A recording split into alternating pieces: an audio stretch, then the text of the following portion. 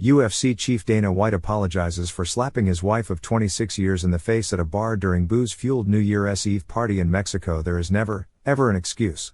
It is horrible. Dana White has given a groveling apology after he was filmed slapping his wife Ann in the face during a row in a club in Mexico on New Year's Eve. The 53-year-old White, who has an estimated worth of $500 million after building the UFC up into a global money-spinning franchise, has been married to his wife for 26 years, since 1996, and they have 3 children together. They were celebrating New Year's Eve at El Squid Row in Cabo San Lucas. Video shows White appearing to say something to Ann, who reacts by slapping him. He then slaps her back before the pair are split up. Fronting up about the incident to TMZ, the UFC chief said, "My wife and I were out Saturday night on New Year's Eve. Unfortunately, that is what happened. I am one of the guys who says there is never, ever an excuse for a guy to put his hands on a woman, and now here I am on TMZ talking about it. This is one of those situations that is horrible. I am embarrassed. We have 3 kids, and since the video popped up, we have shown the kids and we are more focused on our family right now. People are going to have their opinions on this, and people's opinions would be right,